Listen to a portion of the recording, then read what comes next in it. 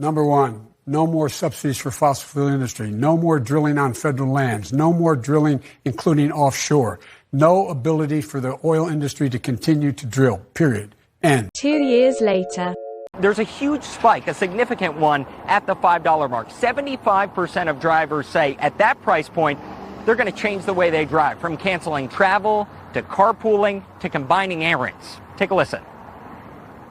We try to condense everything, and maybe we should have been doing those things all along, but it's really extreme. I still have to go to my jobs, and so it's not really negotiable. I do look for the least expensive in my wherever I am. Yeah. I will stop driving. You know, I have to find some other means of getting around. And experts expect these prices are only going to get worse. Oil prices rose again to a 3-month high yesterday. The folks at Gas Buddy telling me that they expect gas prices are going to follow, that there won't be much relief, at least until July. Then we're getting into hurricane season, potentially more disruptions because of that. So don't be surprised if we hit the $6 a gallon mark. Meanwhile, it's outrageous what the war in Ukraine is causing. And we're trying very hard to make sure that we've significantly increased the number of barrels of oil that are being pumped out of the reserves we have. We've got 240,000 barrels as well coming out, from other nations. We're going to keep pushing on it. It's going to keep pushing. Yeah, so that's not a good look for Sleepy Joe, right? And, you know, I hope that Democrats have learned a valuable lesson about making insane promises to the far left of their base during the Democrat primaries, right? Because it turns out when you hear things like that from Joe Biden, okay, during the primary, and then turn around 2 years later and we have record high gas prices after Biden told us that, hey, I'm going to nuke domestic oil production. Yeah, it's hard to come out here and say that Biden has nothing to do with gas prices, especially when you're making insane promises like that to the far left during the Democrat primary, okay? There was also another insane promise that he made during the Democrat primary that got him into some hot water, specifically having to do with immigration, which we are experiencing an immigration crisis. We have a border crisis going on that is not getting nearly enough attention from the mainstream liberal media because there's crises everywhere, right? And it seems like we focus on things in cycles here. But he also told immigrants from South America, okay, and Central America to come, right? We have open borders, come. And guess what? They came, right? Which is part of the reason why we have the border crisis, because these people, thanks to Joe Biden and Kamala Harris's rhetoric during the Democrat primary, think that they're just going to be let in from the Biden administration, right? So again, a lot of the things that are happening, it's hard to argue that Biden doesn't have anything to do with these crises when he basically provoked and egged on these crises during the Democrat primary, right? So with that being said, because of all the crises that are going on in this country, more specifically the economy, inflation, and gas prices, Biden is probably the most unpopular president in American history at this point in his presidency, right? And I think that he will ultimately go down as the worst president in U.S. history. That's not an exaggeration. Like we are actually living through the worst presidency of our lifetimes, guys. Okay, I'm so serious about that, right? And it's unfortunate for him, but hey, it's kind of his fault. That's kind of what he brought upon himself. He doesn't have anybody to blame but himself. In fact, Biden is doing so bad, he's so unpopular that Democrats are openly grumbling about maybe not supporting him in 2024, right? They're basically saying, I'm not necessarily sure if Biden should run again. And if he does run again, I'm not actually sure if we should back him. So let's read a little bit about this, because there is a prominent progressive Democrat whom basically refuses to answer the question on whether or not she will be supporting Biden in 2024. But let's read this first. President Biden's future leading the Democrat Party is reportedly up for debate. Many Democrats outside the White House are having frank conversations about the viability of Biden as a candidate in the upcoming presidential election, according to a report from the New York Times. The newspaper said it interviewed over 50 members from the Democratic National Committee about Biden, his performance, and his role in 2024. According to the report, Biden's ability to lead is being called into question as the party looks for a new strategy. Quote, the presidency is a monstrously taxing job, and the stark reality is the president would be closer to 90 than 80 at the end of a second term. and that would be a major issue, Democrat strategist David Axelrod told the paper. Inflation and crippling gas prices continue to cast a shadow over the Biden administration. A new poll released Wednesday showed Americans ranked inflation as the most urgent issue facing the country over gun violence by a margin of 2-1. Biden tied his lowest approval rating yet, and Democrats remain underwater in their midterm election support from registered voters. Quote, to say our country was on the right track would frequently depart from reality, DNC member Steve Simonides told the New York Times, adding that Biden, quote, should announce his intent not to seek re-election in 2024 right after the midterms. Okay, so basically there are some Democrats that are flat out calling for Biden not to run again, okay? And AOC, right, who's a prominent Democrat progressive, basically was confronted about this today in an interview with CNN, and basically she went into word salad mode when asked about whether or not she will be throwing her support behind Joe Biden. Take a look. Before we go, I just want to ask about President Biden. He is saying he's going to run again in 2024. Will you support him?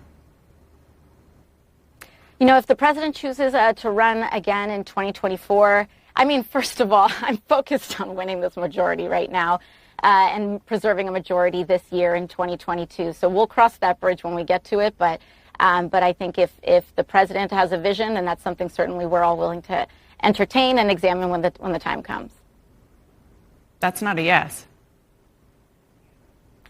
Yeah, you know, I think we should endorse when we get to it. But I believe that the president has been doing a very good job so far. And, you know, should he run again, I think that I think we'll take a look at it. Okay. But right now we need to focus on winning a majority instead of a presidential election. Yeah, so AOC just gave the equivalent answer of we'll see, right? Which kind of reminds me of when you ask a girl out on a date, right? Or something like that. Or does she want a relationship? And she says, ha, ha, ha, ha, ha. Right? We'll see. Or, you know, I don't know, or whatever, right? Like, that is effectively a no. Or at the very least, I don't really want to, right? I don't want to. Okay, that's basically what AOC is saying. I don't really want to endorse Biden. Okay, I don't really want to support Biden if he runs in 2024. But she probably will end up endorsing him in the end because, you know, if Trump is the nominee for the GOP, or basically anybody, really, I mean, to be quite honest with you, they're going to make him out to be some type of white supremacist. But I'm just saying, especially if it's Trump, there's no way they don't endorse Biden, right? But again, I do find it hilarious how she won't come out and say that she will support him in 2024 as if the Democrats are actually going to have a primary, right? But again, you know, hearing some of these Democrats talk and some of the things we're reading about how some of these Democrats, you know, really are reluctant to support Biden considering how his approval rating and his poll numbers are so low. And hey, maybe they could have a Democrat primary, okay? But again, you know, a lot of this has to do with the economy, okay? And again, these Democrats, if you're smart and you're forward thinking, maybe you're listening to a guy like Larry Summers, the former Obama economist and Treasury Secretary, whom warned the Biden administration about spending so much money on his stimulus last year, and saying that, hey, that could cause inflation. He's actually coming out here now and giving a new warning, saying that we could be headed for a recession. Take a look. Secretary Yellen, who has the job you once had, said this week that, quote, there is nothing to suggest a recession is in the works. Do you agree with that? No, I don't.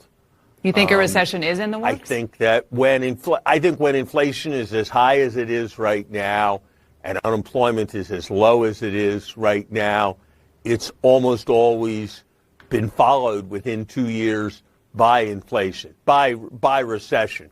I look at what's happening in the stock and bond markets.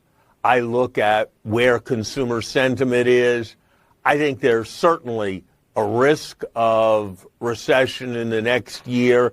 And I think given where we've gotten to, it's more likely than not that we'll have a recession within the next 2 years. That is something we can manage. We've had them for the whole history of the country. We need to be prepared and to respond quickly if and when it happens.